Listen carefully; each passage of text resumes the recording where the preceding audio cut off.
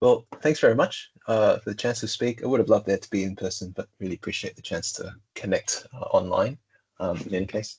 And thanks, Michael, as well for great talk about Get Set. As Michael mentioned, at Sydney University, where our platforms are maybe not so distant cousin, I don't know. But Michael did very generously offer to give the source code and all that. But we ended up building it in our in-house system for certain reasons. So I'll just run through what we did at our university. But I'm going to go at it from the angle of more of the interface of this interfacing the diagnostic with support and what happens afterwards. And so a bit of background. So I'm Ken from, so I lead the learning math support at the University of Sydney. That means running some centralized support for a large and diverse student body of maybe over 75,000-ish students. Recently, the main focus of my work has been how we can connect students to the right support early, particularly as the cohorts at our university has gotten more diverse and our entry requirements has changed. More on that in a bit. So what we're calling our diagnostic, the mathematics academic planner, it's really a planning. It started off as a planning tool. The main thing that it tried to address was to help raise students' awareness of what was the assumed knowledge in their courses at a unit level, so at a degree level. But from the support side, the learning support side, the other issue was raising awareness of support, which is an ongoing challenge in support, is to engage those students who need it most. And so, these are some of the typical paraphrased sentiments that we hear from students. So some aren't even sure what's expected of them. Some don't know that support exists, and some feel embarrassed to use it, even if they know that it exists. So there is something going on there where it is awareness, but it's also connecting students and giving them the confidence to take up that resource. Traditionally, learning support has operated largely reactively, and students often find us only after they've struggled and deep into the semester, and by then it's quite a bit of a challenge to help them get back on track. So the earlier they reach out to us, or the earlier we can get in touch with them, the better.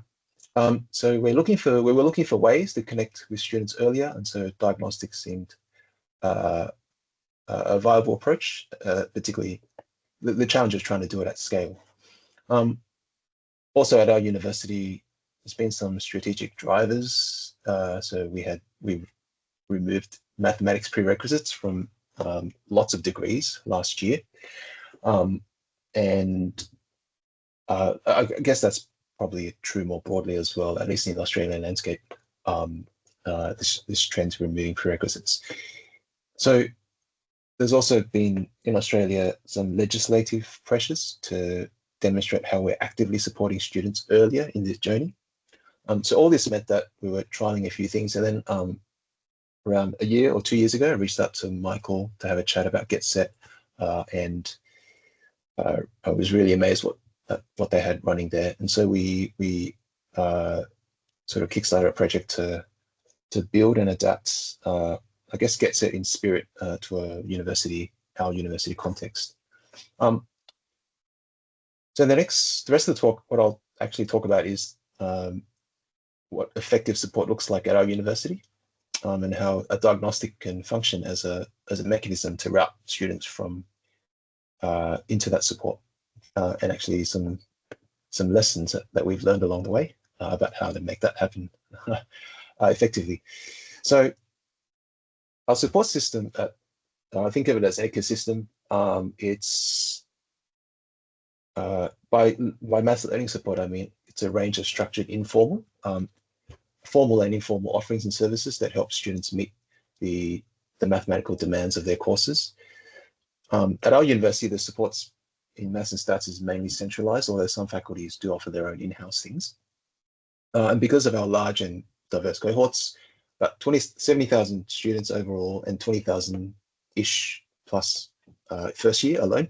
So our model has sort of grown and evolved to be multifaceted and I guess complex, and that's kind of worked for us. So the idea is to have multiple access points, multi-tiered kind of services, asynchronous and asynchronous, small and large groups. So we found that as we scaled up, diversifying has really worked for students. So students can move between different kinds of support. Depending on what they need and when they need it. And our working principle is to try and ensure that every student can access support in a way that works for them, that's appropriate for them. Now, one way that I think about the support is through these levels of sort of level of interaction and personalization. So high touch support can be things like drop-ins and one-to-one appointments.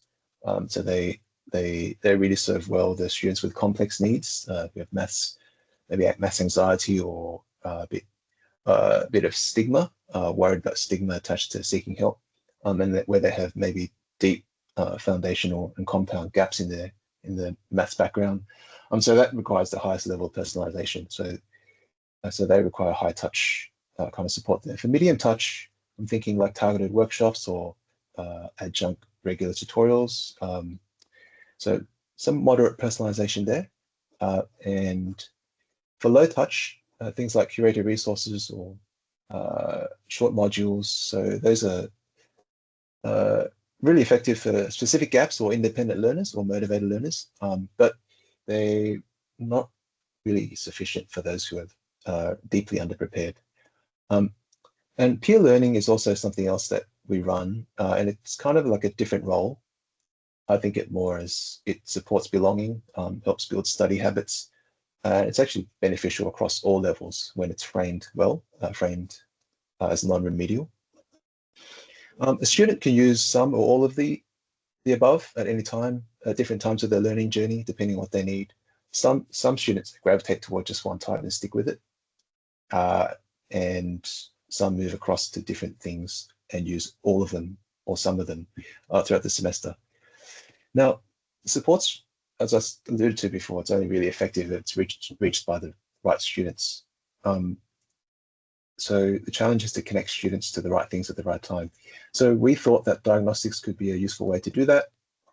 So we built a little over 2 years ago what we're calling the mathematics planner.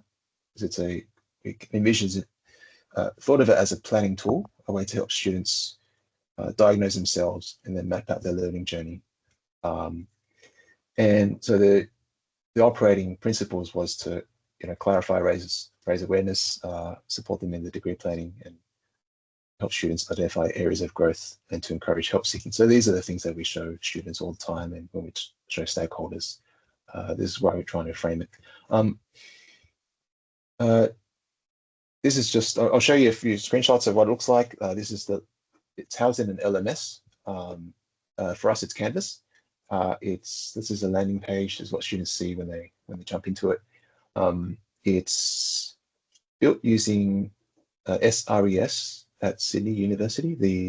We call it this student response and engagement system. So it's an engine that lets any staff or coordinators send tailored messages to their students through Canvas based on the level of interactivity with Canvas. So it draws in a lot of data, enrollment data from students, and then allows coordinators to tailor messaging and various functions really effectively. So we decided to try and build a get set like quiz within SRES, just so we could do some customization and also utilize the data more effectively and tailor the messaging to the students. So so all students will be enrolled into that Canvas site who will be using the diagnostic. When they click on when they enter into the diagnostic, the first thing they get to choose is the discipline, ranging from business, economics, and chemistry, maths, and so forth. And then after that, they do a couple of questions between 20 and 30, depending on the discipline. So the question here you might see is in spirit, what Michael showed with that tricky fraction question. So really that insight that Michael had was really helpful, and it really is quite crucial. This is a multivariate question, which is what economics wanted, because they wanted students to be ready for second year economics, and so they wanted kind of questions to probe students' ability or the ability to handle those kind of concepts. On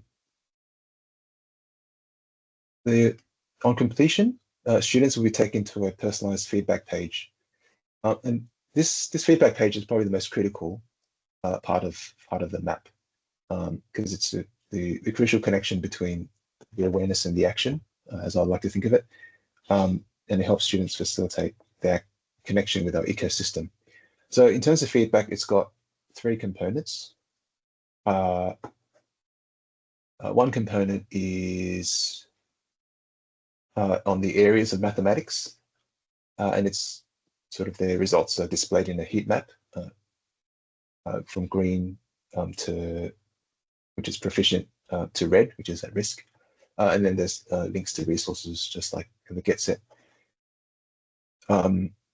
There's also a unit of study component, which gives a heat map of the units of study, and also some recommendations for actions afterwards with some embedded links. The support that's linked here as both centralized, but also some of the faculty specific ones that the coordinators wanted. And then there's also the final matrix of questions against the units of study, which is very similar to almost the same as what Michael presented for the get set one. We do customize it by discipline. So this was for the economics, whereas, for example, the economics, like I said, wanted just really to help make sure the students were prepared for second year.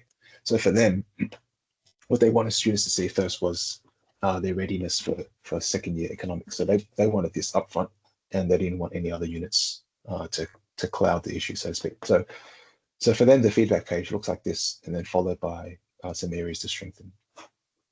So there's a SRES lets us do a bit of customizability in that sense. So for us, we also let them to link back to the question, and they can re-look at the question and change the question if they want. So it's all fitting with the ethos of it's not a test, it's not an assessment, it's for their own planning and their support. So if they feel like they stuffed up something, made an error, they can go back, fix it up, and then revisit it. And so these are links to resources for revision if they need to. So having the tool is just one part of the story. I just want to talk now about some of the implementation we've tried. I think of it as a chain or a pipeline, as moving students through a chain from invitation to completion to getting actionable feedback, and then to taking up support. The main bottleneck is completion, actually, we found, because this map is optional. It's opt-in. We find that a lot of students will open it and then not finish it. So converting students to actually completing it is a big thing. So these are 3 approaches that we've tried. The very first pilot was first lecture announcement. It was in the liberal arts and science degree to help them with their degree planning, because there was a lot of choice in their degrees in that degree. And when we introduced the map, so I presented it in the lecture setting, first lecture. So around actually half the students accessed the site, which is not bad given it was opt-in, but completion was only around 11%. Some students did go on to support, but the overall uptake depended heavily on the motivation of the individuals. The second approach, so when we next semester after that, some coordinators wanted some personalization for their discipline, so we expanded that to include a whole bunch of those disciplines I showed you earlier. So we built customized ones for each one, and then the coordinators invited the students through announcements and unit communications, but engagement was very low there. So even though coordinated support, it really helps. I think it's not sufficient on its own. The most effective approach was the final one, which is embedding into a tutorial. Still optional, but having it in tutorials normalizes it. And we did this over 2 semesters, one for maths, so a couple units in maths in first semester, and then economics for second semester. Completion rates were much higher here, and open rates were really high. Open rates were about close to 100% because it was in these tutorials, but we managed to get completions to about 83%.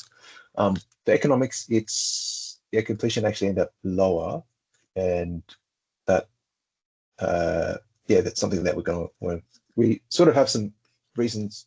We thought of some reasons why, and we want to address this in the upcoming semester.